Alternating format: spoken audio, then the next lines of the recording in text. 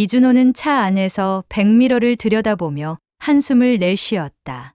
언제부터인가 관자놀이에 하얀 머리카락이 늘어났고 눈가에는 세월의 흔적이 깊게 패여 있었다. 48의 나이가 되도록 결혼하지 않은 채 혼자 살아온 그였다. 친구들은 늘 그에게 장가를 가라고 성화였지만 그 누구도 그의 마음속에 자리한 한 사람을 대신할 수는 없었다. 정말 가야 할까? 스마트폰 속 동창회 단체 채팅방을 다시 한번 확인했다. 고등학교 3학년 2반 동창회. 벌써 30년이 흘렀다는 게 믿어지지 않았다. 채팅방에는 반가운 이름들이 가득했다. 김철수, 박영미, 정하늘. 그리고 그 이름도 있었다. 윤희. 그 이름을 보는 순간 가슴이 두근거렸다. 준호는 서울에서 부산까지 KTX를 타고 내려왔다. 회사 일을 핑계로 몇 번이나 참석을 거절하려 했지만 결국 마음이 이끄는 대로 왔다. 아니, 정확히는 그녀를 다시 보고 싶은 마음 때문이었다. 부산역에서 택시를 타고 모교 근처로 향했다. 창밖으로 보이는 풍경들은 많이 달라져 있었다. 옛날의 낮은 건물들은 사라지고 높은 아파트와 상가들이 들어서 있었다. 하지만 학교만은 그대로였다. 붉은 벽돌로 지어진 3층짜리 교사는 여전히 그 자리에 서 있었다. 여기서 내려주세요. 준호는 학교 정문 앞에서 내렸다. 잠시 운동장을 바라보며 추억에 잠겼다. 저 운동장에서 축구를 하고 농구를 하며 땀을 흘렸던 시절. 그리고 그 모든 순간에 윤희가 있었다. 항상 친구들과 웃으며 응원하던 그녀의 모습이 눈에 선했다. 동창회 장소는 학교에서 걸어서 5분 거리에 있는 고향집이라는 한정식 집이었다. 예전에도 있던 식당이었지만 많이 리모델링되어 깔끔해 보였다. 문을 열고 들어서니 익숙한 목소리들이 들려왔다. 아, 이준호다. 야, 너 정말 안 늙었네. 제일 먼저 반겨준 것은 김철수였다. 고등학교 때 반장을 했던 그는 지금도 여전히 활발해 보였다. 하지만 배가 많이 나오고 머리는 거의 대머리가 되어 있었다. 철수야, 오랜만이다. 너도 그대로네. 준호는 어색한 미소를 지으며 인사했다. 벌써 20명 정도가 와 있었다. 모두 중년이 된 얼굴들이었지만 어딘지 모르게 학창시절의 모습이 남아 있었다. 준호야, 진짜 오랜만이야. 박영미가 달려와 손을 잡았다. 예전에 반에서 가장 공부를 잘했던 그녀는 지금 대학 교수가 되었다고 했다. 안경을 쓰고 있지만 여전히 지적인 분위기를 풍겼다. 영미야, 잘 지냈어? 응, 나는 잘 지냈어. 근데 너는 아직도 총각이라며? 언제까지 혼자 살 거야? 영미의 질문에 준호는 웃으며 대답했다. 아직 인연이 없어서 그래. 사실 인연이 없었던 게 아니라 마음을 줄 사람이 따로 있었기 때문이었다. 하지만 그런 말을 할 수는 없었다. 자리에 앉자 반가운 얼굴들이 하나둘씩 보였다. 정하늘은 의사가 되어 큰 병원을 운영하고 있었고 최민수는 공무원이 되어 안정적인 삶을 살고 있었다. 모두 각자의 인생을 살며 가정을 꾸리고 살고 있었다. 야, 그런데 박기석은 안 왔네? 누군가 물었다. 박기석. 그 이름을 듣는 순간 준호의 표정이 굳어졌다. 학창시절 내내 라이벌이었던 그 사람. 공부든 운동이든 항상 경쟁하며 으르렁거렸던 숙적 같은 존재였다. 기석이는 몇 년 전에 세상 떠났어. 철수가 조용히 말했다. 뭐, 언제? 5년 전쯤인가? 갑자기 심장마비로. 아직 젊었는데 말이야.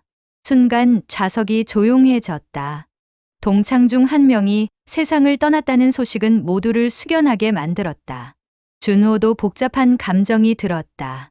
미워했던 사람이지만 죽었다는 소식을 듣고 나니 묘한 기분이었다. 그래도 기석이 덕분에 우리가 더 열심히 공부했잖아. 그 놈이 워낙 잘해서 우리도 자극받고. 맞아. 기석이는 정말 뭐든 잘했어. 공부도, 운동도. 사람들이 박기석에 대한 추억을 나누기 시작했다. 준호는 가만히 듣고만 있었다. 그들이 말하는 박기석은 준호가 기억하는 것과 조금 달랐다. 준호에게 기석은 항상 경쟁자였고 때로는 미워하는 대상이기도 했다.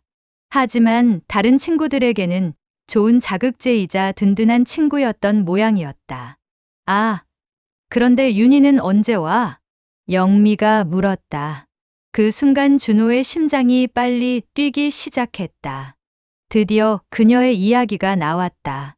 윤희는 늦는다고 했어. 아이들 학원 보내고 온다고. 아이들이 몇인데? 2명 있다고 했어. 고등학생하고 중학생. 준호는 조용히 물을 마셨다. 윤희에게 아이들이 있다는 건 결혼했다는 뜻이었다. 당연한 일이었지만 막상 들으니 가슴 한편이 아팠다. 시간이 흘러 사람들이 하나둘씩 더 모여들었다. 술이 들어가자 분위기도 한결 부드러워졌다. 학창시절 이야기가 나오고 서로의 근황을 묻고 답하며 시간을 보냈다. 준호야, 너는 정말 그때나 지금이나 말수가 적네. 철수가 술잔을 들며 말했다. 원래 성격이 그래. 그러게. 그때도 맨날 책만 읽고 혼자 있는 걸 좋아했잖아. 하지만 글은 정말 잘 썼어. 백일장에서 상도 받고. 사람들이 준호의 학창 시절을 추억하기 시작했다. 그는 내성적이었지만 문학을 좋아하는 학생이었다. 시를 쓰고 소설을 읽는 것을 좋아했다. 선생님들도 그의 글솜씨를 인정해 주었다. 그런데 그때 준호 너 누군가를 좋아했었지? 말은 안 했지만 티났어. 영미가 웃으며 말했다. 준호의 얼굴이 빨개졌다. 무슨 소리야? 아니야. 정말 티났었어. 누군가를 몰래 좋아하는 것 같았다고. 다른 친구들도 고개를 끄덕였다. 준호는 당황스러웠다. 그렇게 티가 났었나? 자신은 비밀을 잘 지켰다고 생각했는데. 누구였는데? 이제 말해도 되잖아. 그냥 아무도 아니야. 준호는 얼버무렸다. 어떻게 윤희를 좋아했다고 말할 수 있겠는가. 더욱이 지금 그녀가 오기를 기다리고 있는 상황에서. 그때였다. 식당 문이 열리는 소리가 들렸다. 모든 사람들이 문 쪽을 바라봤다. 그리고 준호의 시간이 멈췄다. 윤희였다. 30년의 세월이 흘렀지만 그녀는 여전히 아름다웠다. 물론 나이는 들었다. 눈가에 잔주름이 있고 머리카락도 짧게 자른 단발머리였다. 하지만 그 미소만은 예전 그대로였다. 밝고 따뜻한 미소. 안녕. 다들 늦어서 미안해. 윤희의 목소리가 식당 안에 울려 퍼졌다. 그 목소리를 듣는 순간 준호는 고등학교 시절로 돌아간 듯한 기분이었다. 아직도 그 목소리가 가슴을 두근거리게 만들었다. 윤희야, 진짜 오랜만이다. 친구들이 일어나 그녀를 반겼다. 윤희는 한 명 한 명과 포옹하며 인사를 나눴다. 그리고 마침내 준호와 눈이 마주쳤다.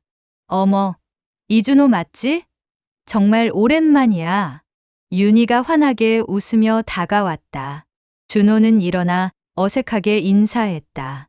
응, 오랜만이야. 전혀 안 늙었네. 그때랑 똑같아. 윤희의 말에 준호는 얼굴이 빨개졌다. 그녀는 여전히 사람을 기분 좋게 만드는 재주가 있었다.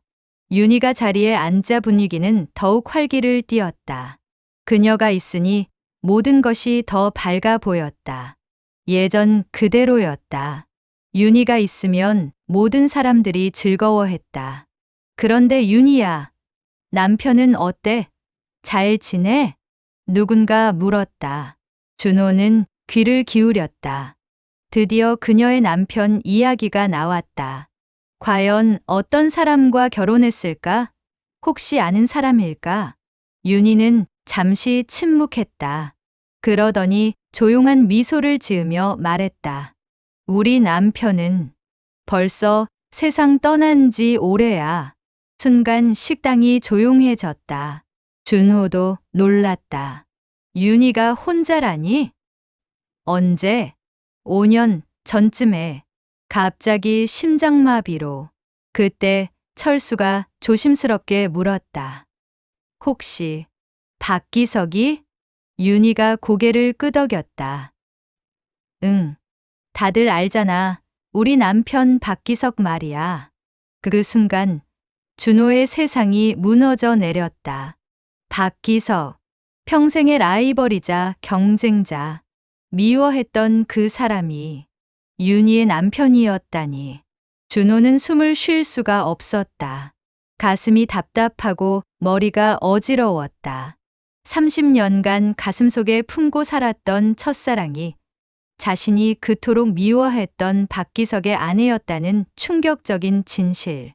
주변 사람들의 목소리가 멀게 들렸다. 윤희에게 위로의 말을 건네는 친구들, 박기석을 추억하는 이야기들.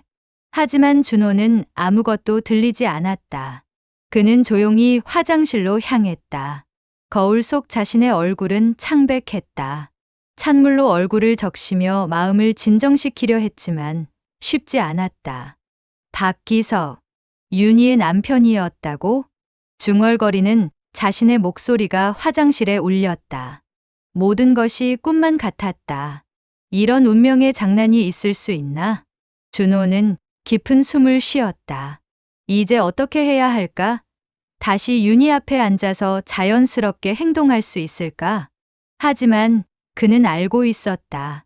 이미 돌이킬 수 없다는 것을. 진실을 알게 된 이상 모든 것이 달라졌다는 것을. 준호는 거울 속 자신을 바라보며 다짐했다. 오늘 밤 진실과 마주할 준비를 해야 한다고. 화장실에서 나온 이준호는 가슴이 아직도 두근거리고 있었다. 박기석이 윤희의 남편이었다는 충격적인 사실이 머릿속에서 맴돌았다. 자리로 돌아가야 했지만 발걸음이 무거웠다. 복도에 서서 잠시 마음을 추스렸다. 진정해, 이준호. 이미 지난 일이야. 스스로에게 말하며 깊은 숨을 쉬었다. 하지만 마음이 쉽게 가라앉지 않았다. 30년 전 그 시절이 파노라마처럼 스쳐 지나갔다. 1995년 고등학교 2학년 봄, 벚꽃이 만개한 4월이었다. 이준호는 새 학기가 시작되면서 3학년 2반에 배정받았다. 교실에 들어서자마자 그의 시선을 사로잡은 것은 창가 자리에 앉아 있던 한 여학생이었다. 윤희였다. 그녀는 햇살을 받으며 책을 읽고 있었다. 긴 생머리가 어깨 너머로 흘러내렸고 집중해서 책을 보는 모습이 그림 같았다. 준호는 그 순간을 잊을 수 없었다. 마치 시간이 멈춘 듯한 기분이었다. 야, 새로 온 친구네. 안녕. 밝은 목소리가 들렸다. 윤희가 고개를 들어 그를 바라보며 환하게 웃었다. 그 미소에 준호는 말문이 막혔다. 안녕하세요. 겨우 인사를 건넸지만 목소리가 떨렸다. 윤희는 그런 그를 보며 더욱 환하게 웃었다. 이름이 뭐예요? 이준호입니다. 저는 윤희예요. 반가워요. 그렇게 첫 만남이 시작되었다. 윤희는 누구에게나 친근하게 다가가는 성격이었다. 밝고 활발해서 반 아이들 모두가 그녀를 좋아했다. 반면 준호는 내성적이었다. 말수가 적고 주로 혼자 지내는 것을 선호했다. 수업이 끝나면 준호는 항상 도서관으로 향했다. 문학 서적을 읽는 것이 그의 유일한 취미였다. 그런데 어느 날 도서관에서 뜻밖의 만남이 있었다. 준호야. 뒤에서 들린 목소리에 고개를 돌리니 윤희가 서 있었다. 손에는 시집을 들고 있었다. 너도 시를 좋아해?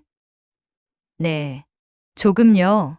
준호는 어색하게 대답했다. 윤희가 시를 읽는다는 게 놀라웠다. 나도 시 읽는 걸 좋아해. 특히 윤동주 시인 작품을 좋아해. 저도요. 서시가 정말 좋아요. 정말? 우와, 우리 취향이 비슷하네. 그날부터 둘은 가끔씩 도서관에서 마주쳤다. 처음에는 짧은 인사만 나눴지만 점차 책에 대한 이야기를 나누게 되었다. 준호에게는 꿈만 같은 시간이었다. 하지만 그의 행복은 오래가지 못했다. 박기석의 등장. 여름이 되자 전학생이 왔다. 박기석이었다. 키가 크고 잘생긴 데다 공부도 잘하고 운동도 잘하는 완벽한 학생이었다. 첫날부터 반 아이들의 관심을 독차지했다. 야, 너 어느 학교에서 왔어? 서울 강남에서 왔어. 아버지 일 때문에 부산으로 이사 왔지. 기석은 자신감 넘치는 목소리로 대답했다. 그의 주변에는 금세 아이들이 몰려들었다. 윤희도 그 중 한 명이었다. 서울이면 정말 좋았을 텐데. 부산은 어때? 나쁘지 않아. 바다도 있고 사람들도 정이 많고. 기석은 윤희를 보며 웃었다. 그 순간 준호의 가슴에 묘한 감정이 일었다. 질투였다. 기석은 금세 반의 인기인이 되었다. 공부는 항상 1등을 했고 농구도 잘했다. 선생님들도 그를 좋아했다. 무엇보다 윤희와 자주 대화를 나누는 모습이 준호의 눈에 거슬렸다. 기석아, 이 문제 어떻게 풀어? 이거? 쉽잖아. 여기서 이렇게 하면 돼.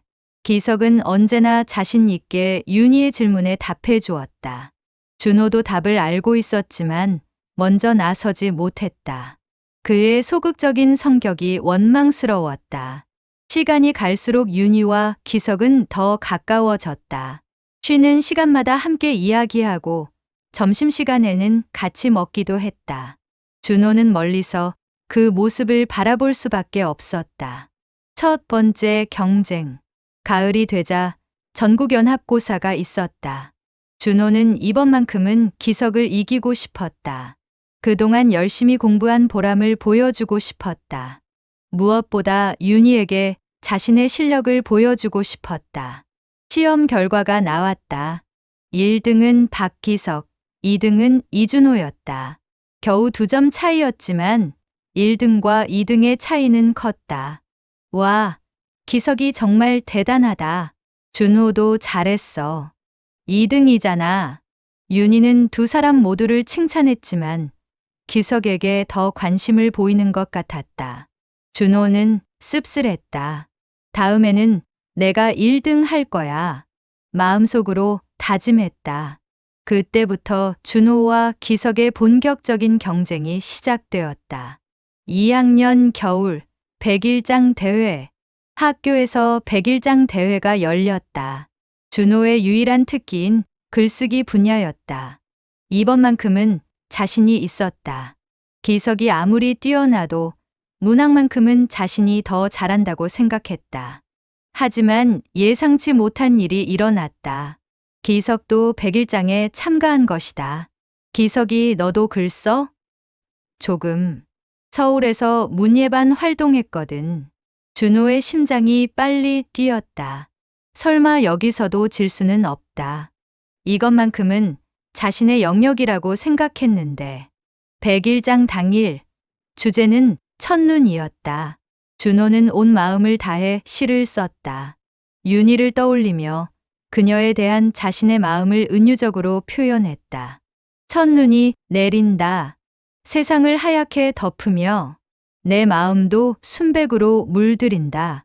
그대의 미소처럼 눈부시게 아름다운 이 겨울의 기적. 결과는 또다시 기석이 1등, 준호가 2등이었다. 기석의 시는 세련되고 기교가 뛰어났다. 준호의 시는 감정적이고 순수했지만 완성도에서 밀렸다. 축하해, 기석아. 윤희가 기석에게 축하 인사를 건넸다. 그 순간 준호는 또다시 패배감을 느꼈다. 체육대회, 봄이 되자 체육대회가 열렸다. 준호는 운동을 그리 좋아하지 않았지만 이번에는 참가하기로 마음먹었다. 기석에게 한 번은 이기고 싶었다. 100m 달리기에 둘 다 참가했다. 준비 운동을 하는 기석의 모습은 여유로워 보였다. 반면 준호는 긴장한 듯 보였다. 준호야, 화이팅! 윤희가 응원해 주었다. 그 목소리에 힘을 얻어 준호는 최선을 다했다. 하지만 결과는 뻔했다. 기석이 1등, 준호는 4등이었다. 수고했어, 준호야. 기석이 다가와 등을 두드려 주었다. 그의 표정에는 여유와 자신감이 넘쳤다. 준호는 그것이 싫었다. 동정, 어린 시선으로 보는 것 같아서 3학년이 되자 대학 입시 때문에 모두가 바빠졌다. 그럼에도 준호의 마음속에는 여전히 윤희가 있었다. 그리고 기석에 대한 경쟁심도 계속되었다. 어느 날 방과 후 준호는 용기를 내어 윤희에게 말을 걸었다. 윤희야, 혹시 시간 있으면 같이 영화 볼래? 떨리는 목소리로 물었다. 윤희는 잠시 망설이더니 미안한 표정을 지었다. 미안해, 준호야. 요즘 너무 바빠서. 그리고 그녀는 말을 잇지 못했다. 준호는 알았다. 거절당한 것을. 괜찮아. 공부하느라 바쁘겠네. 억지로 웃으며 말했다. 하지만 마음은 아팠다. 며칠 후 준호는 우연히 보게 되었다. 기석과 윤희가 함께 걸어가는 모습을. 그들은 자연스럽게 이야기하며 웃고 있었다. 마치 연인 같아 보였다. 그 순간 준호는 깨달았다. 윤희의 마음은 이미 기석에게 가 있다는 것을. 자신은 처음부터 경쟁 상대가 되지도 못했다는 것을. 졸업과 이별, 고등학교 졸업식 날이 왔다. 모두가 아쉬워하며 작별 인사를 나눴다. 준호는 윤희에게 마지막 인사를 하고 싶었지만 용기가 나지 않았다. 준호야. 뒤에서 윤희가 불렀다. 돌아보니 그녀가 환하게 웃고 있었다. 대학 가서도 연락하자. 너 정말 좋은 친구야. 친구. 그 한마디가 준호에게는 모든 것을 의미했다. 끝까지 그는 친구로만 남을 수밖에 없었다. 응, 그러자. 겨우 대답했지만 속마음은 달랐다. 연락하지 않을 거라는 걸 알고 있었다. 너무 아팠기 때문에. 기석은 서울의 명문대에 진학했고 윤희도 부산의 좋은 대학에 들어갔다. 준호는 지방의 작은 대학에 진학했다. 각자 다른 길을 걸어가게 된 것이다. 현재로 돌아와서 준호는 복도에서 과거를 회상하다가 정신을 차렸다. 벌써 10분이 넘게 서 있었던 것 같다. 식당에서는 여전히 웃음소리가 들려왔다. 결국 기석이 이긴 거였구나. 중얼거렸다. 학창시절 내내 경쟁했던 모든 것에서 기석이 이겼다. 성적도, 운동도, 그리고 마지막에는 윤희의 마음까지. 하지만 이상했다. 분명히 화가 나고 질투가 나야 할 텐데 지금은 그런 감정보다는 허탈함이 더 컸다. 그리고 묘한 안도감도 있었다. 마침내 모든 진실을 알게 된 것에 대한. 준호는 다시 자리로 돌아갔다. 윤희는 친구들과 즐겁게 이야기하고 있었다. 그녀를 보니 여전히 가슴이 두근거렸다. 30년이 지났지만 그 감정만은 변하지 않았다. 준호야, 어디 갔었어? 철수가 물었다. 화장실 좀 다녀왔어. 자리에 앉으니 윤희와 눈이 마주쳤다. 그녀는 여전히 밝게 웃고 있었다. 준호야, 너 정말 안 늙었다. 비결이 뭐야? 그냥 혼자 살아서 그런가 봐. 아직도 총각이야? 정말 의외네. 윤희의 말에 다른 친구들이 웃었다. 준호는 어색하게 웃으며 대답했다. 인연이 없어서. 에이, 인연은 만드는 거야. 너무 까다롭게 굴어서 그런 거 아냐? 준호는 대답하지 않았다. 어떻게 말할 수 있겠는가? 평생 한 사람만 사랑해서 다른 사람은 눈에 들어오지 않았다고. 그 사람이 바로 앞에 앉아 있다고. 시간이 흘러 밤이 깊어갔다. 술이 더 들어가자 사람들의 이야기도 더욱 솔직해졌다. 그리고 마침내 준호가 그토록 듣고 싶었으면서도 두려워했던 이야기가 시작되었다. 윤희와 박기석의 사랑 이야기가. 술잔이 여러 번 돌고 나자 분위기는 한결 부드러워졌다. 사람들의 얼굴도 붉어지고 목소리도 커졌다. 누군가 옛날 이야기를 꺼내기 시작했다. 그런데 우리 반에서 제일 먼저 결혼한 게 누구였지? 영미가 물었다. 사람들이 하나둘씩 기억을 더듬기 시작했다. 아, 맞다. 기석이랑 윤희가 제일 먼저였지. 철수가 손뼉을 치며 말했다. 준호의 심장이 또다시 빨리 뛰기 시작했다. 드디어 그들의 이야기가 시작되는 것 같았다. 정말 그랬네. 대학 졸업하자마자 바로 결혼했잖아. 우리가 23일 때였나? 정말 빨랐어. 윤희는 조용히 미소를 지으며 듣고 있었다. 그녀의 표정에는 그리움과 아련함이 스쳐 지나갔다. 그때 생각나네. 결혼식 때 정말 예뻤어, 윤희야. 고마워. 그때가 참 좋았지. 윤희의 목소리에는 미묘한 감정이 담겨 있었다. 준호는 그녀를 바라보며 복잡한 기분이 들었다. 과연 그들은 어떻게 사랑하게 되었을까? 대학 시절의 만남. 사실 우리가 다시 만난 건 대학교 2학년 때였어. 윤희가 천천히 이야기를 시작했다. 모든 사람들이 귀를 기울였다. 준호도 마찬가지였다. 기석이가 부산으로 놀러 왔다가 우연히 만났거든. 남포동에서. 어머, 정말? 그때 기석이는 서울에 있었잖아. 응. 방학 때 고향 친구들 만나러 온다고 했어. 그런데 정말 우연히 마주쳤지.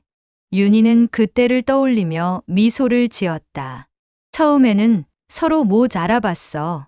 기석이가 많이 키도 크고 더 멋있어졌더라고. 나도 머리를 짧게 자르고 화장도 하고 해서 달라 보였나 봐. 그래서 어떻게 알아봤는데 기석이가 먼저 알아봤어. 혹시 윤희야? 하고 물어보더라고. 정말 깜짝 놀랐지. 사람들이 웃으며 들었다. 하지만 준호는 웃을 수가 없었다. 그 우연한 만남이 모든 것을 바꿔놓았을 텐데. 그때 같이 커피 마셨어. 서울 생활 얘기도 듣고 대학 생활 얘기도 하고. 정말 재미있었어. 그때부터 연락하기 시작한 거야? 응. 처음에는 가끔 안부 인사 정도였는데 점점 자주 연락하게 됐지. 윤희는 잠시 멈췄다가 계속 말했다. 기석이는 정말 많이 변해 있었어. 고등학교 때는 좀 건방진 면이 있었잖아. 근데 대학 가서 많이 성숙해졌더라고. 사람도 따뜻해지고. 준호는 속으로 씁쓸하게 웃었다. 기석이 변했다고? 자신은 그때나 지금이나 별로 달라진 게 없는 것 같은데. 편지와 전화. 그때는 지금처럼 휴대폰이 없었잖아. 그래서 편지를 많이 주고받았어. 편지? 로맨틱하네. 영미가 부러워하며 말했다. 기석이가 편지를 정말 잘 썼어. 서울 생활 얘기도 재미있게 써주고 가끔 시도 써서 보내주고. 시라니. 준호는 놀랐다. 기석이 시를 썼다는 걸 알고 있었지만 윤희에게 시를 써서 보냈다는 건 몰랐다. 어떤 시였는데? 기억나는 게 하나 있어. 부산의 바다가 그립다. 하지만 바다보다 더 그리운 사람이 있다. 파도처럼 밀려오는 그리움을 어떻게 견뎌야 할까? 이런 내용이었어. 사람들이 우와 하며 감탄했다. 준호는 마음이 아팠다. 자신도 윤희를 위해 시를 쓴 적이 있었지만 결코 보여주지 못했던 시들이었다. 전화도 많이 했어. 그때는 시외 전화비가 비쌌는데 기석이가 자주 걸었지. 밤늦게까지 통화하곤 했어. 뭔 얘기를 그렇게 했는데? 별거 아니야. 하루 있었던 일, 수업 얘기, 장래 계획. 정말 사소한 것들. 근데 그게 좋았어. 윤희의 목소리에는 행복했던 시절의 추억이 담겨 있었다. 준호는 그때 자신이 뭘 했는지 생각해 봤다. 아마 혼자 도서관에서 책을 읽거나 혼자 영화를 보거나 혼자 걸었을 것이다. 항상 혼자였다. 고백과 사귐. 그럼 언제부터 사귀기 시작한 거야? 철수가 궁금해하며 물었다. 대학교 2학년 겨울이었어. 기석이가 겨울방학 때 부산에 와서 고백했지. 어떻게 고백했는데? 해운대에서 산책하다가 정말 추운 날이었는데 갑자기 내 손을 잡더니 윤희야, 나랑 사귈래? 하고 말하더라고. 로맨틱하네. 그래서 뭐라고 했어? 처음에는 너무 놀라서 아무 말도 못했어. 사실 그때까지는 그냥 좋은 친구라고 생각했거든. 근데 기석이가 진지하게 말하는 걸 보니까 윤희는 잠시 말을 멈췄다. 마음이 흔들렸지. 기석이는 정말 좋은 사람이었어. 똑똑하고 재미있고 따뜻하고. 그래서 사귀기로 했어. 준호는 술잔을 꽉 쥐었다. 손가락이 하얘질 정도로 세게 쥐고 있었다. 원거리 연애 힘들지 않았어? 처음에는 힘들었지. 한 달에 한 번 정도밖에 못 만났거든. 기석이가 부산에 오거나 내가 서울에 가거나. 서울까지 갔어? 대단하다. 방학 때마다 갔어. 기석이가 서울 구경도 시켜주고 맛있는 것도 사주고. 정말 좋았어. 3학년 때의 위기. 그런데 3학년 때 잠깐 헤어진 적이 있었어. 윤희가 갑자기 말했다. 사람들이 놀라며 물었다. 왜? 무슨 일이 있었어? 취업 때문이었어. 기석이는 서울에서 대기업에 취직했거든. 나는 부산에서 직장을 구했고 서로 바빠지니까 연락도 줄어들고 만나기도 어려워지고. 윤희의 표정이 조금 어두워졌다. 그때 기석이가 말했어. 이렇게 멀리 떨어져 있으면 힘들 것 같다. 잠시 시간을 가져보자고. 어머, 그랬어? 처음에는 정말 화가 났어. 힘들다고 헤어지자는 게 이해가 안 됐거든. 근데 생각해보니 기석이 말도 맞는 것 같았어. 그래서 6개월 정도 연락을 안 했지. 준호는 그 얘기를 들으며 복잡한 감정이 들었다. 그때 자신이 알았다면 혹시 기회가 있었을까? 하지만 그런 생각은 금세 사라졌다. 어차피 자신은 용기가 없었을 테니까. 재결합과 프로포즈.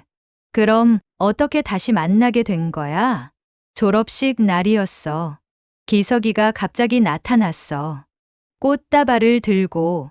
윤희의 얼굴에 다시 미소가 떠올랐다. 정말 깜짝 놀랐어. 왜 왔냐고 물어봤더니 축하하러 왔다고 하더라고. 그러면서 다시 시작하자고 했어. 그때 바로 오케이 했어. 아니야. 한 번 더 생각해 보겠다고 했지. 또 헤어지면 어떡해? 그래서 기석이가 일주일 동안 매일 왔어. 꽃도 사오고 편지도 쓰고 정말 열심히 구애했지. 사람들이 웃으며 들었다. 준호는 상상할 수 있었다. 기석의 적극적인 모습을. 자신과는 정반대였다. 그래서 다시 사귀게 됐고 1년 후에 프로포즈했어. 프로포즈는 어떻게 했는데? 정말 로맨틱했어. 부산타워에서 야경을 보면서 갑자기 무릎을 꿇고 반지를 꺼내더라고. 윤희는 그때를 떠올리며 행복해했다. 뭐라고 했는데? 윤희야, 나와 평생 함께 해줄래? 너 없는 인생은 상상할 수 없어. 그러면서 우는 거야. 기석이가 울었어? 응, 정말 진심이구나 싶었어. 그래서 승낙했지. 결혼 생활, 결혼하고 어땠어?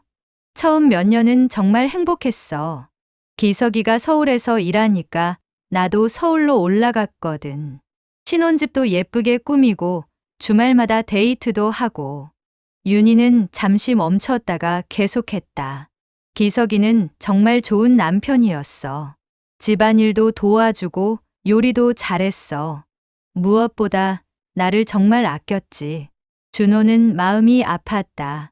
윤희가 행복했다는 게 다행이면서도 왜인지 질투가 났다. 아이들은 언제 가졌어? 결혼한 지 3년 후에 첫째를 낳았어. 아들이야. 지금 고등학생이고. 아, 맞다. 아까 얘기했지. 둘째는 2년 후에 딸을 낳았어. 지금 중학생이고. 기석이가 아이들 정말 좋아했겠다. 그럼 정말 바보 아빠였어. 아이들 앞에서는 완전히 다른 사람이 되더라고. 그렇게 웃고 장난치고. 윤희의 목소리가 조금 떨렸다. 남편을 잃은 슬픔이 다시 올라오는 것 같았다. 기석의 마지막. 분위기가 조금 무거워졌다. 누군가 조심스럽게 물었다. 기석이는 어떻게 세상을 떠난 거야? 윤희는 한참 침묵했다. 그러더니 천천히 말하기 시작했다. 5년 전 겨울이었어. 회사에서 야근을 하고 있었는데 갑자기 쓰러졌대. 동료가 발견해서 바로 병원에 옮겼지만 윤희의 목소리가 더욱 떨렸다. 심장마비였어. 너무 갑작스러웠어. 그 전날까지도 멀쩡했는데. 정말 말도 안 돼. 병원에서 3일 동안 의식불명이었어. 나는 계속 옆에서 기다렸지. 깨어나기를, 눈을 뜨기를 기다렸어. 윤희의 눈에 눈물이 맺혔다. 마지막 날, 잠깐 의식을 찾았어. 나를 보더니 고생했어, 윤희야. 아이들 잘 부탁해라고 말하고는. 윤희는 더 이상 말을 잇지 못했다. 눈물이 뺨을 타고 흘러내렸다. 식당이 조용해졌다. 모두들 윤희의 슬픔을 함께 느끼고 있었다. 준호도 마음이 아팠다. 기석을 미워했지만 이렇게 일찍 세상을 떠날 줄은 몰랐다. 준호의 마음. 영미가 윤희의 어깨를 토닥이며 위로했다. 다른 사람들도 하나둘씩 위로의 말을 건넸다. 준호는 아무 말도 할 수 없었다. 복잡한 감정이 밀려왔다. 기석에 대한 미움, 윤희에 대한 사랑, 그리고 이상하게도 기석에 대한 동정까지. 그는 좋은 남편이자 아버지였던 것 같다. 윤희를 행복하게 해준 사람이었다. 지금은 어떻게 지내고 있어? 철수가 조심스럽게 물었다. 아이들 때문에 버티고 있어. 힘들지만 아이들이 있어서 견딜 수 있어. 혼자 기르기 힘들지 않아. 처음에는 정말 힘들었어. 아무것도 모르겠고 뭘 해야 할지도 모르겠고. 하지만 이제는 좀 나아졌어. 윤희는 눈물을 닦으며 웃으려고 노력했다. 아이들이 많이 도와줘. 특히 아들이 의젓해졌어. 집안일도 하고 동생도 돌봐주고. 기석이를 닮았나 보네. 응, 정말 아빠를 많이 닮았어. 성격도 그렇고 똑똑한 것도 그렇고. 준호는 가슴이 아팠다. 기석의 아이들, 윤희와 기석의 사랑의 결실. 자신은 아무것도 남기지 못했는데 술자리는 늦은 밤까지 계속되었다. 사람들은 윤희를 위로하고 기석을 추억했다. 준호는 대부분 조용히 듣기만 했다. 마음속으로는 폭풍이 일고 있었다. 30년 동안 품고 살았던 사랑, 그리고 새롭게 알게 된 진실들. 윤희는 기석과 정말 행복했던 것 같다. 그것이 다행이면서도 아팠다. 밤이 깊어지자 사람들이 하나둘씩 자리를 뜨기 시작했다. 준호도 일어설 때가 되었다. 하지만 아직 윤희와 제대로 이야기하지 못했다. 과연 무슨 말을 해야 할까? 30년 동안 숨겨온 마음을 말해야 할까? 아니면 그냥 이대로 헤어져야 할까? 준호는 결정을 내려야 했다. 밤이 깊어지자 동창들이 하나둘씩 자리를 뜨기 시작했다. 가족들이 기다린다며 먼저 일어나는 사람들, 내일 일찍 출근해야 한다며 아쉬워하는 사람들. 30여 명으로 시작된 모임이 어느새 10여 명으로 줄어들었다. 시간이 벌써 이렇게 됐네. 정말 오랜만에 만나니까 시간 가는 줄 몰랐어. 철수가 시계를 보며 말했다. 밤 11시를 넘기고 있었다. 우리도 슬슬 일어날까? 영미가 말했지만 아직 떠나기 아쉬운 분위기였다. 특히 윤희의 이야기를 들은 크로는 모두가 그녀를 더 배려하려는 마음이 컸다. 윤희야, 혼자 가기 힘들면 내가 바래다 줄까? 철수가 제안했다. 고마워, 철수야. 하지만 괜찮아. 택시 타고 갈게. 윤희는 미소를 지으며 대답했다. 눈물을 흘린 후에도 그녀는 여전히 다른 사람들을 배려하고 있었다. 사람들이 계산을 마치고 식당 밖으로 나왔다. 밤 공기가 차가웠다. 11월 말의 부산 밤바람은 제법 쌀쌀했다. 정말 오랜만에 좋은 시간이었어. 다들 고마워. 윤희가 인사를 했다. 사람들이 하나씩 포옹하며 작별 인사를 나눴다. 준호는 멀찍이 서서 그 모습을 바라보고 있었다. 준호야, 너도 인사해. 영미가 준호를 불렀다. 준호는 어색하게 다가갔다. 윤희가 그를 보며 환하게 웃었다. 준호야, 정말 반가웠어. 오늘 와줘서 고마워. 나도 정말 반가웠어. 준호는 떨리는 목소리로 대답했다. 이게 마지막일 수도 있다는 생각이 들었다. 언제 다시 만날 수 있을까? 마지막 기회. 사람들이 하나둘씩 흩어지기 시작했다. 택시를 잡는 사람들, 지하철역으로 향하는 사람들. 준호는 망설이고 있었다. 지금이 아니면 기회가 없을 것 같았다. 윤희야. 준호가 용기를 내어 불렀다. 윤희가 돌아봤다. 혹시 시간 있으면 잠깐 더 이야기할까? 커피라도 한잔하면서. 주변에 있던 몇 명이 준호를 바라봤다. 준호의 얼굴이 붉어졌다. 지금? 너무 늦지 않아? 아, 그렇네.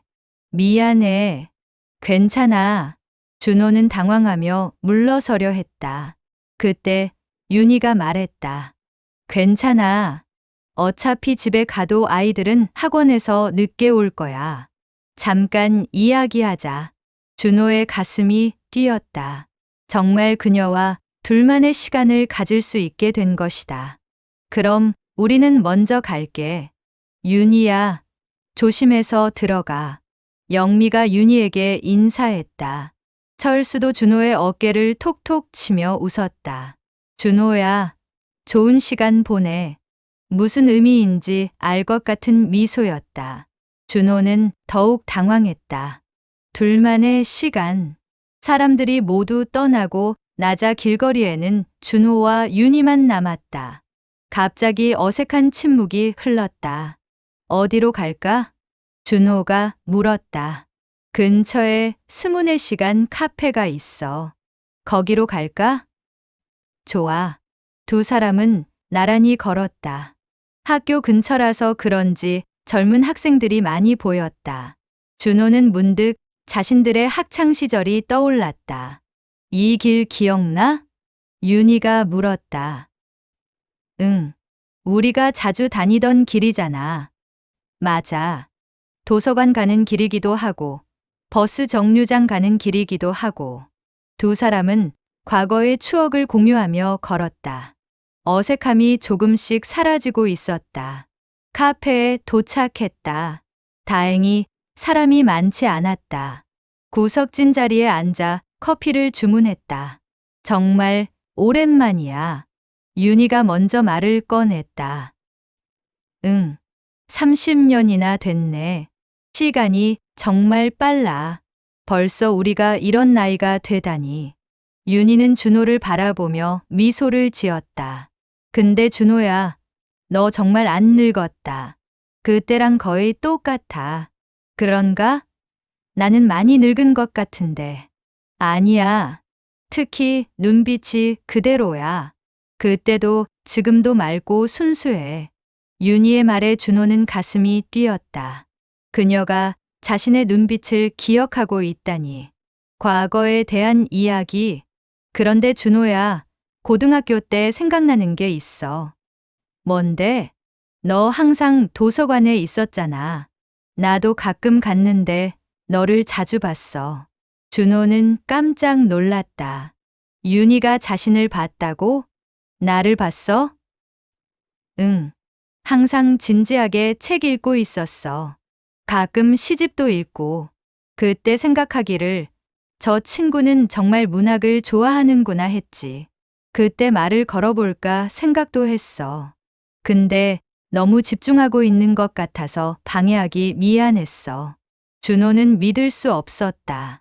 윤희가 자신에게 관심을 가졌었다니. 만약 그때 용기를 냈다면? 사실 나도 너랑 이야기하고 싶었어. 준호가 조심스럽게 말했다. 정말 왜 안 했어? 용기가 없었어. 너는 인기가 많았잖아. 나 같은 애들과는 급이 달랐어. 윤희가 웃었다. 무슨 소리야? 급이 다르긴. 나도 그냥 평범한 학생이었어. 아니야. 너는 특별했어. 밝고 예쁘고 모든 사람들이 좋아했어. 준호의 목소리에는 진심이 담겨 있었다. 윤희는 그런 그를 바라보며 뭔가를 깨달은 듯한 표정을 지었다. 기석에 대한 이야기. 그런데 준호야, 기석이 얘기 좀 해보자. 윤희가 조심스럽게 말했다. 준호의 표정이 굳어졌다. 기석이가 너 얘기를 자주 했어. 내 얘기를? 응. 특히 결혼하고 나서 준호라는 친구가 있었는데 정말 똑똑하고 글을 잘 썼다고 했어. 준호는 놀랐다. 기석이 자신을 좋게 평가했다고? 그리고 가끔 미안해했어. 고등학교 때 너무 경쟁적이었던 것 같다고. 미안해했다고? 응. 기석이는 사실 너를 라이벌이라고 생각한 게 아니라 좋은 자극제라고 생각했던 것 같아. 너 때문에 더 열심히 할 수 있었다고 했어. 준호는 혼란스러웠다. 그동안 자신이 생각했던 것과 완전히 달랐다. 기석이가 그런 말을 했어? 준호가 있어서 고등학교 생활이 더 의미 있었다고. 정말? 응. 그리고 기회가 되면 꼭 다시 만나서 이야기하고 싶다고도 했어. 준호는 마음이 복잡해졌다. 자신이 그토록 미워했던 기석이 실제로는 자신을 인정하고 존중했다니. 진심을 털어놓는 순간, 윤희야, 준호가 심각한 표정으로 말했다. 응? 사실 고백할 게 있어. 윤희가 준호를 바라봤다. 그의 표정이 평소보다 진지했다. 고등학교 때 나는 너를 좋아했어. 순간 카페가 조용해진 것 같았다. 윤희는 놀란 표정으로 준호를 바라봤다. 정말? 응. 처음 교실에서 너를 봤을 때부터 졸업할 때까지 계속. 준호의 목소리가 떨렸다. 30년 동안 숨겨온 비밀을 털어놓는 것이었다. 그런데 기석이가 나타났어. 그리고 너는 기석이를 선택했지. 준호야, 미안해. 갑자기 이런 얘기해서. 하지만 오늘 기석이가 너 남편이었다는 걸 알고 정말 충격이었어. 윤희는 한참 동안 아무 말도 하지 않았다. 커피잔을 들었다 놓았다 하며 생각에 잠겨 있었다. 나는 몰랐어. 윤희가 조용히 말했다. 정말 몰랐어. 내가 나를 좋아했다는 걸. 숨기려고 했거든. 티 나지 않게. 만약 그때 고백했다면? 준호는 대답하지 않았다. 이미 지난 일이었으니까. 윤희의 고백. 사실 나도 고백할 게 있어. 윤희가 말했다. 준호가 고개를 들어 그녀를 바라봤다. 고등학교 때 너에게 관심이 있었어. 준호는 믿을 수 없다는 표정을 지었다. 정말? 응. 너는 다른 남자애들과 달랐어. 조용하고 진지하고 깊이가 있어 보였어. 그런데 왜? 모르겠어. 아마 너무 소극적이어서. 나도 어렸으니까 적극적이고 자신감 있는 남자가 더 매력적으로 보였나 봐. 윤희는 잠시 멈췄다가 계속했다. 그리고 기석이가 먼저 다가왔어. 활발하고 재미있고 자신감 넘치고. 그때 나이에는 그런 게 더 좋았나 봐. 후회해? 준호가 조심스럽게 물었다. 후회는 아니야. 기석이와 행복했거든. 하지만 가끔 생각해. 만약 그때 내가 고백했다면 우리 인생이 어떻게 달라졌을까? 운명의 아이러니. 정말 아이러니해. 준호가 쓴웃음을 지으며 말했다. 내가 평생 미워한 사람이 내가 사랑한 여자의 남편이었다니. 기석이를 미워했어? 응. 항상 나보다 뛰어났으니까. 공부도, 운동도, 인기도. 그리고 결국 너까지. 윤희는 안타까운 표정을 지었다. 기석이는 너를 미워하지 않았어. 오히려 존경했어. 존경? 응. 준호는 정말 순수한 사람이다. 자신만의 세계가 있고 흔들리지 않는다고 했어. 준호는 복잡한 감정이 들었다. 그동안 자신이 기석을 오해하고 있었던 것일까? 그리고 또 이런 말도 했어. 준호 같은 친구가 있어서 고등학교 생활이 더 의미 있었다고.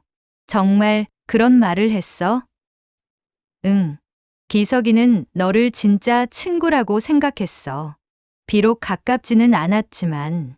준호는 마음이 아팠다. 자신은 기석을 미워했는데 기석은 자신을 친구라고 생각했다니. 새로운 깨달음. 사실 너희 둘은 비슷한 면이 많았어. 윤희가 말했다. 우리가? 응. 둘 다 진지하고 자신만의 신념이 있고 한 번 마음먹으면 끝까지 해내는 타입이었어. 다른 점도 많았잖아. 그래. 기석이는 외향적이고 너는 내향적이고. 하지만 본질적으로는 비슷했어. 윤희는 잠시 생각하더니 계속했다. 어쩌면 내가 너희 둘을 다 좋아했던 이유도 그 때문인지도 몰라. 같은 본질을 가지고 있으면서도 다른 매력이 있었으니까. 준호는 그 말을 듣고 뭔가 깨달은 듯했다. 자신과 기석이 경쟁자가 아니라 서로 다른 매력을 가진 사람이었다는 것을. 마음의 정리. 시간이 흘러 카페에는 그들만 남았다. 직원이 곧 문을 닫는다고 안내했다. 우리 나갈까? 윤희가 말했다. 두 사람은 카페를 나와 다시 길을 걸었다. 오늘 이야기해서 좋았어. 윤희가 말했다. 나도 오랫동안 마음에 묻어두었던 것들을 꺼낼 수 있어서 이제 좀 후련해? 응. 그리고 기석이에 대해서도 다시 생각하게 됐어. 준호는 잠시 멈춰 서서 하늘을 올려다봤다. 기석아, 미안하다. 너를 오해했어. 중얼거리는 준호의 모습을 보며 윤희가 미소를 지었다. 기석이도 분명히 기뻐할 거야. 내가 그렇게 생각해준다는 걸. 새로운 시작. 택시 정류장에 도착했다. 이제 정말 헤어져야 할 시간이었다. 연락하고 지내자. 윤희가 말했다. 정말? 응. 이제 서로 솔직해졌으니까 진짜 친구로 지낼 수 있을 것 같아. 준호는 고개를 끄덕였다. 연인은 될 수 없지만 친구로는 지낼 수 있을 것 같았다. 고마워, 윤희야. 오늘 진짜 많은 걸 깨달았어. 나도 고마워. 오랫동안 혼자 간직하고 있던 이야기를 털어놓을 수 있어서. 택시가 왔다. 윤희가 손을 흔들며 택시에 올랐다. 조심히 들어가. 준호가 손을 흔들었다. 택시가 사라질 때까지 그 자리에 서 있었다. 혼자 남은 준호는 다시 하늘을 올려다봤다. 별이 보였다. 기서가 고마웠어. 윤희를 행복하게 해줘서. 이번에는 진심이었다. 미움이 아닌 감사의 마음이었다. 준호는 가벼운 마음으로 집으로 향했다. 30년 만에 마음의 짐을 내려놓은 기분이었다. 첫사랑은 이루어지지 않았지만 그것이 자신을 성장시켜 주었다는 것을 이제 알았다.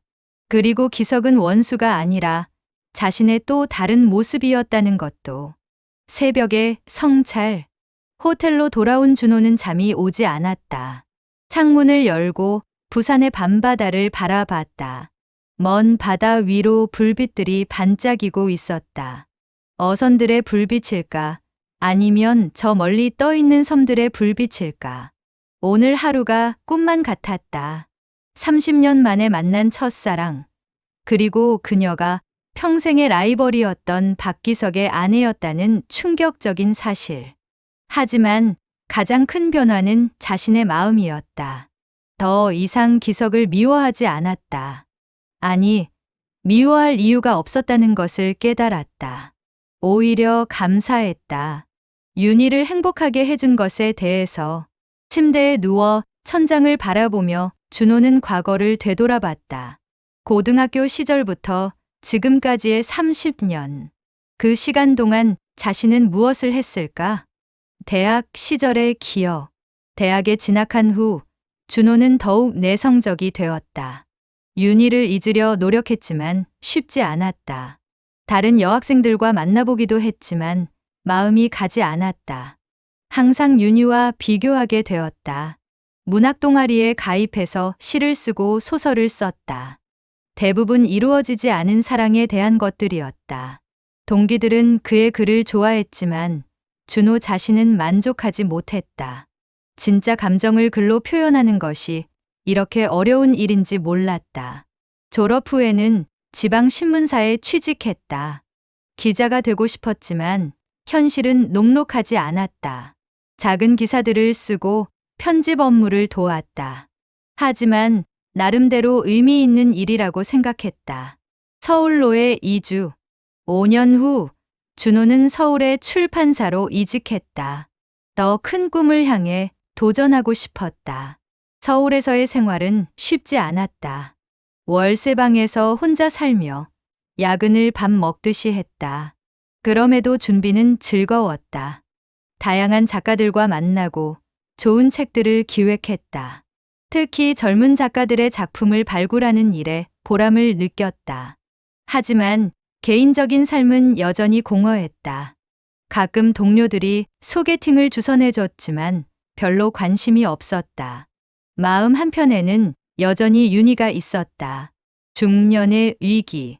40대가 되자 준호는 문득 자신의 인생을 돌아보게 되었다. 일은 어느 정도 자리를 잡았다.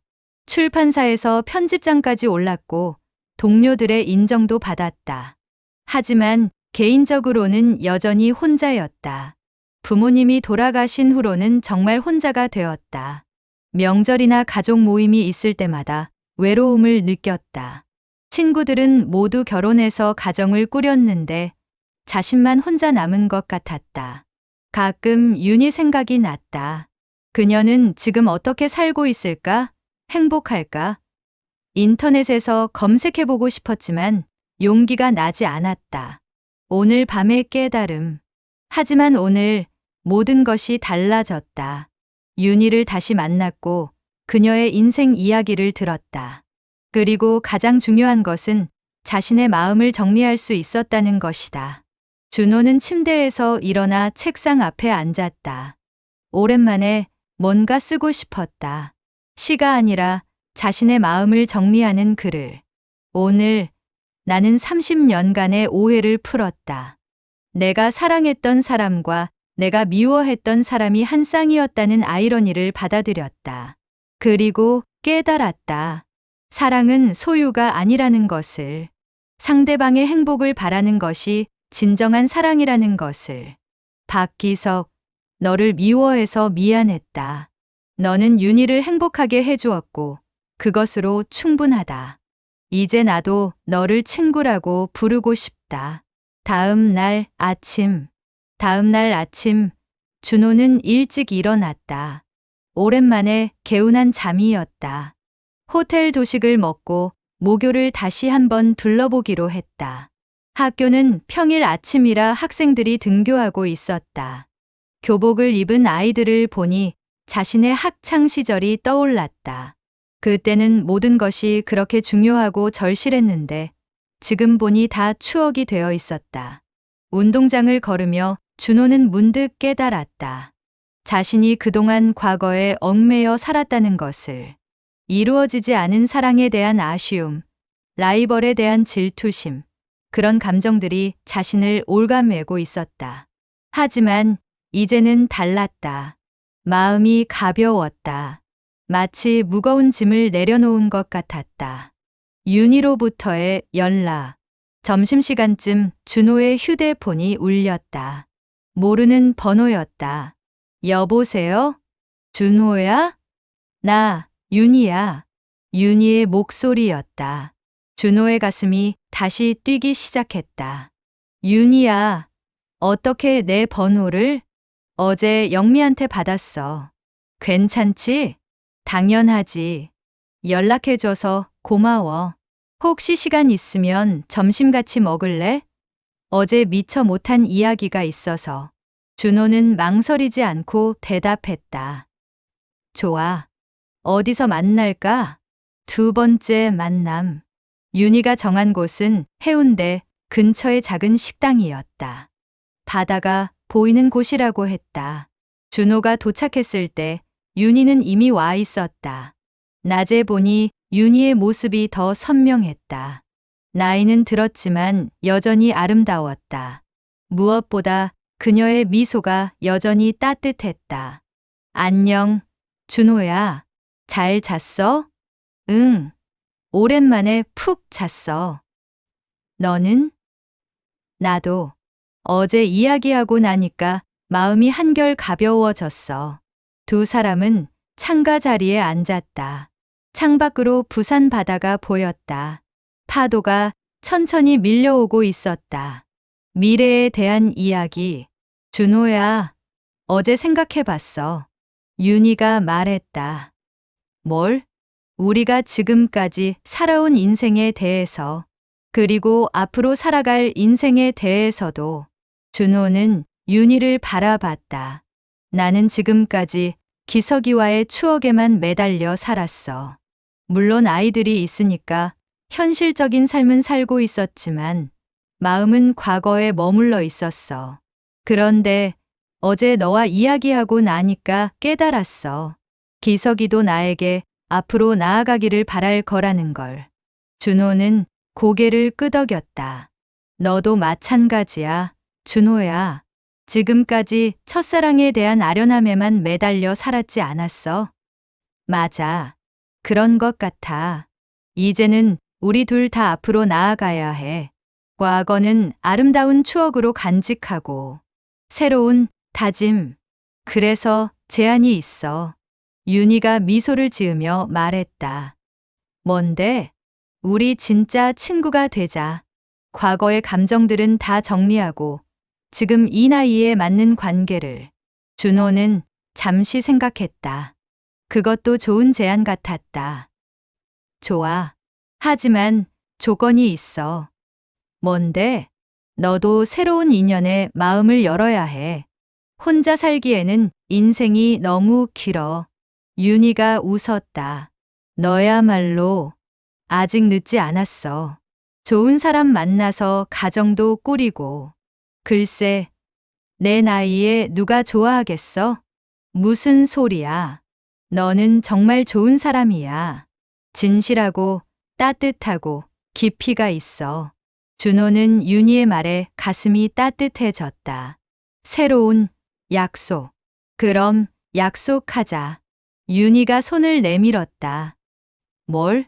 서로 새로운 인생을 살기로.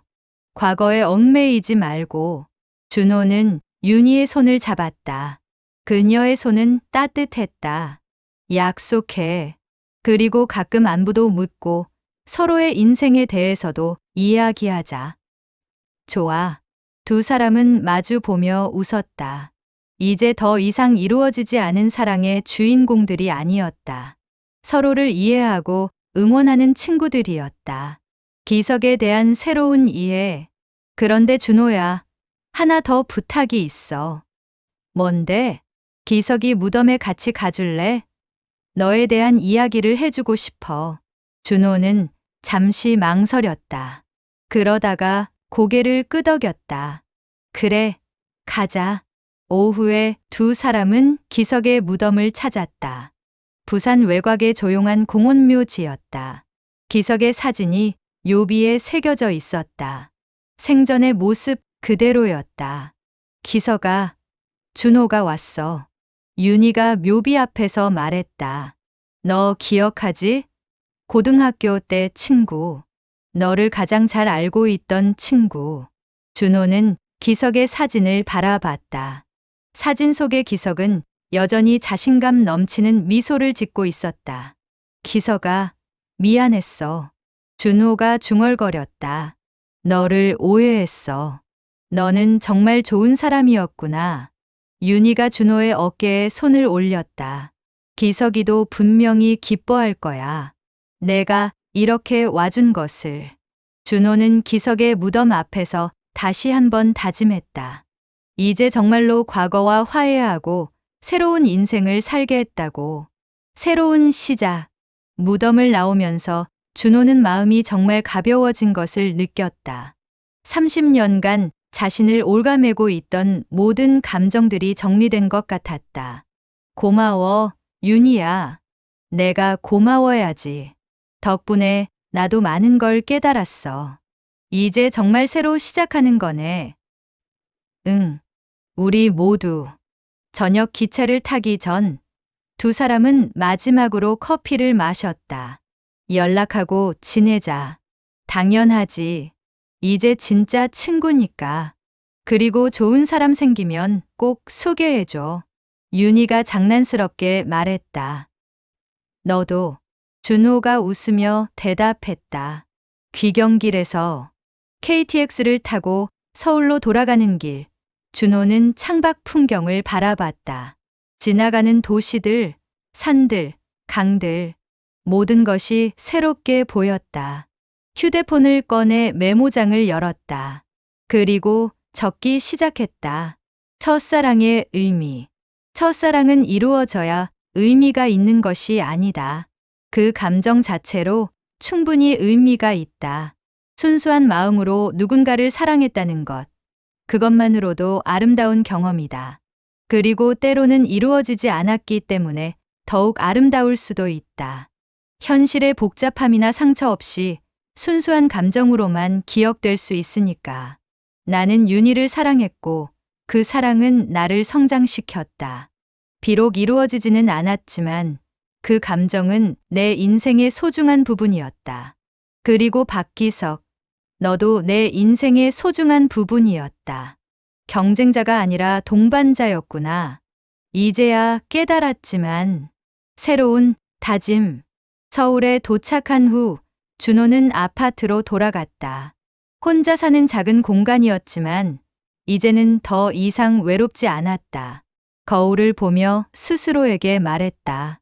이준호, 이제 정말 새로 시작하자. 과거에 얽매이지 말고 앞으로만 나아가자. 그리고 문득 생각했다. 내일부터는 뭔가 달라질 것 같다고. 사람들과 더 적극적으로 만나고 새로운 취미도 만들고 어쩌면 정말 좋은 인연도 만날지 모른다고. 윤희 말이 맞았다. 아직 늦지 않았다. 48세는 새로운 시작을 하기에 충분히 젊은 나이였다. 휴대폰을 들고 윤희에게 메시지를 보냈다. 무사히 도착했어. 오늘 정말 고마웠어. 앞으로도 좋은 친구로 지내자. 곧 답장이 왔다. 나도 고마웠어. 새로운 시작. 파이팅. 준호는 미소를 지으며 휴대폰을 내려놓았다. 밖에는 별이 떠 있었다. 부산에서 봤던 그 별들과 같은 별들이었다. 하지만 이제는 다르게 보였다. 더 밝고 더 희망적으로. 준호는 창문을 열고 밤바람을 들이마셨다. 새로운 인생이 시작되는 기분이었다. 첫사랑은 끝났지만 인생은 계속되었다. 그리고 그것으로 충분했다. 사랑보다 더 큰 이해와 용서.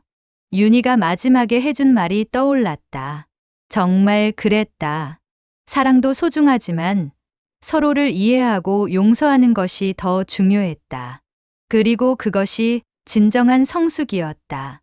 준호는 마음속으로 기석에게 마지막 인사를 했다.